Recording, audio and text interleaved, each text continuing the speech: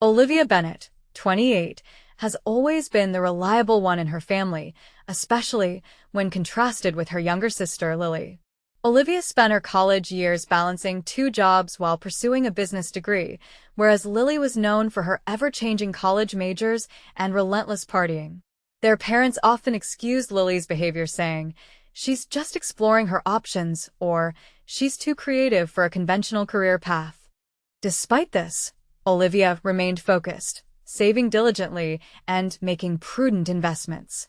By 26, she realized her dream of owning a small Victorian house in a historical neighborhood. This home was her pride and joy, each creaky floorboard and quaint nook beloved by her. She spent weekends meticulously restoring it, learning carpentry from online tutorials. During the same time, Lily was crafting an illusion. She secured a position at a prestigious marketing firm, thanks to their father's connection, and began dating Zachary More, the wealthy son of a real estate mogul. Lily suddenly became obsessed with status, adorning herself in designer clothes and parading luxury cars, painting a picture-perfect life on social media. Then came her engagement. Zach had proposed with an exorbitantly expensive ring, escalating Lily from high maintenance to a full-fledged bridezilla. The situation escalated at a family dinner, where the table was adorned with the finest china, marking the significance of the occasion. "Olivia, sweetheart," Lily started, her voice sugar-coated, "my wedding must be nothing less than extraordinary. Zach's family demands perfection." Olivia, chewing her garlic bread cautiously, nodded, aware of Lily's demanding tendencies, yet had agreed to be her maid of honor.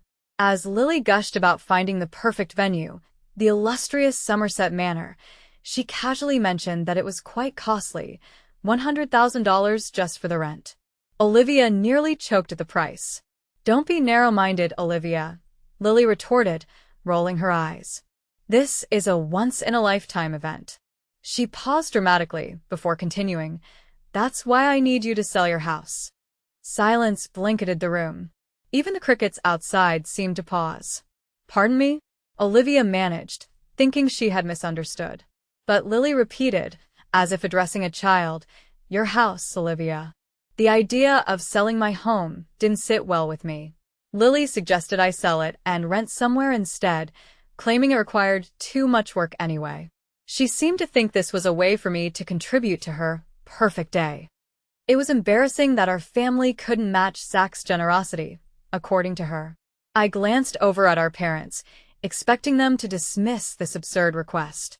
But to my surprise, Mom was nodding enthusiastically. "Honey, Lily makes a good point," she said. "That place is too much for just one woman to maintain, and you'd want her sister to have her dream wedding, wouldn't you?" Dad focused intently on his lasagna, steering clear of making any eye contact. "Are you serious?" I exclaimed, putting my fork down. "You expect me to sell the home I've spent years acquiring and renovating, all for a single day?" Lily slammed her hand on the table, causing the wine glasses to clink. "It's not just any event. It's my wedding. As my sister, you're supposed to help out. Everyone knows you're successful with your side gigs or whatever it is you work on all day." Little did they know my side gigs were actually a thriving real estate investment firm, while to them I was just a mid-level accountant. The irony might have been amusing if it wasn't so exasperating. "Absolutely not," I declared, standing up. "I'm willing to help with the wedding, but I refuse to sell my house." Lily's face turned scarlet. "You selfish monster. You've always envied me because you can't find a man and you live in that shabby old house." "That's enough," I interrupted, gathering my belongings. "I'm leaving. And Lily, you'll need to find someone else to be your maid of honor." As I walked to my car, I could hear Lily's exaggerated sobs and Mom's attempts to console her. Dad hurried after me. "Princess," he called, using my childhood nickname. "You know how Lily gets. Just think it over, okay? Maybe you could take out a loan or something." I stared at him in disbelief. "Dad, are you even listening to yourself? You want me to incur debt for Lily's wedding venue?" He shifted uncomfortably. "We just want to maintain peace, and, well, Zach's family is quite influential.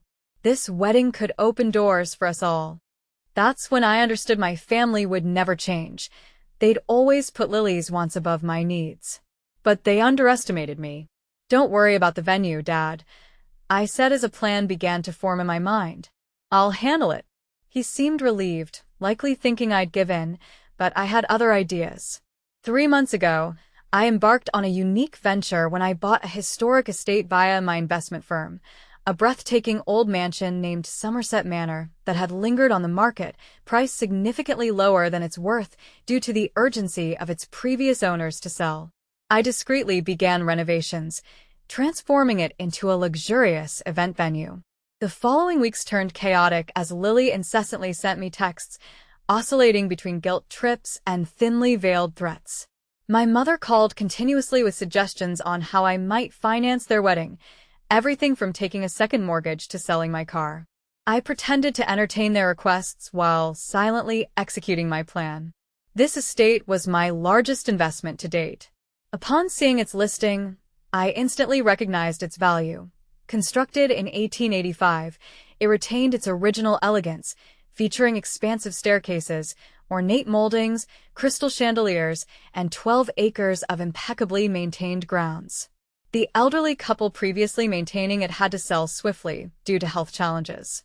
Over the months, I subtly upgraded it, integrating modern conveniences while preserving its historical allure. My event management company, Bennett Events, under my middle name for confidentiality, began scheduling affairs, quickly transforming Somerset Manor into the area's most coveted venue. Unbeknownst to Lily, she had unknowingly arranged her wedding at this very estate. Her communication had been with my event manager, Chloe, who adeptly pretended she was someone else.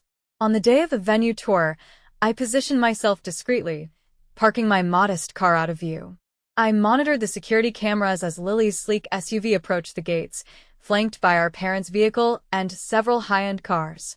Seated in the grand office, I watched as Chloe welcomed them into the opulent lobby. Lily was radiating excitement, pointing out the mansion's sparkling chandeliers and ornate moldings to Zach's visibly impressed mother. "The owner is highly selective about the events hosted here," Chloe stated over the security feed.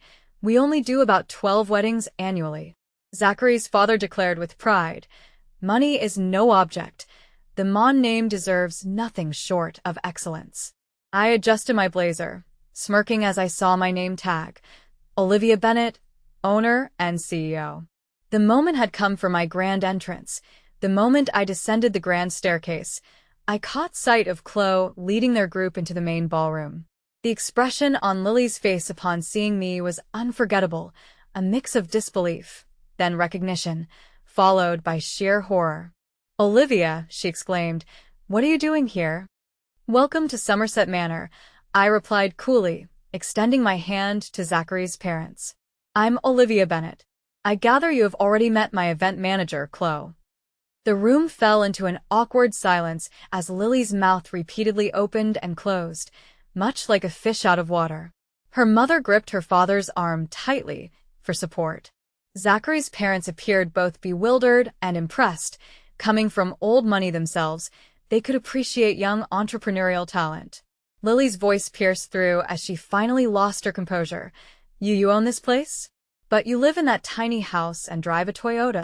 "A savvy businesswoman understands the value of living below her means," I replied calmly.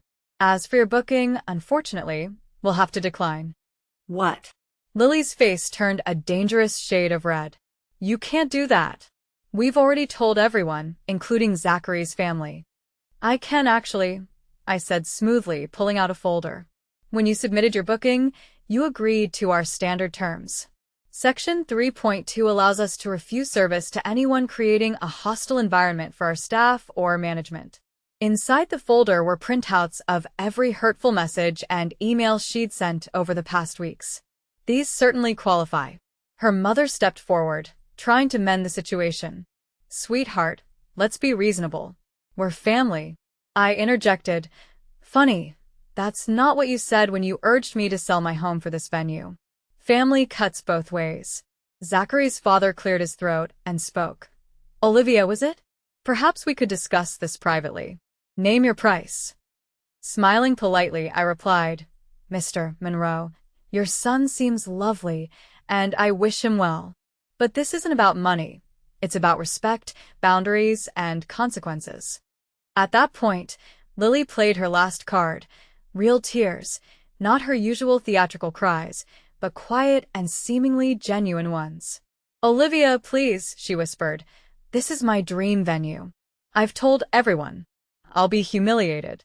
For a moment, guilt pricked at me, but I remembered how she belittled me before, humiliated me, forced me to ignore my dreams for her own. I said softly, yet unequivocally, "Dreams are indeed fascinating. Some assume they're entitled to them, while others work tirelessly to realize them. I'm sorry, but my decision stands." What ensued was pure chaos. Lily had a complete meltdown, screaming about how I had destroyed her life. Her mother tried to guilt-trip me, but I remained firm. Zachary's parents had quite a different reaction compared to my dad, who seemed like he wished the ground would swallow him whole. Zachary's mother looked at me with newfound respect, expressing her admiration. "Impressive," she remarked. "You built all of this yourself?" "Yes, ma'am," I responded.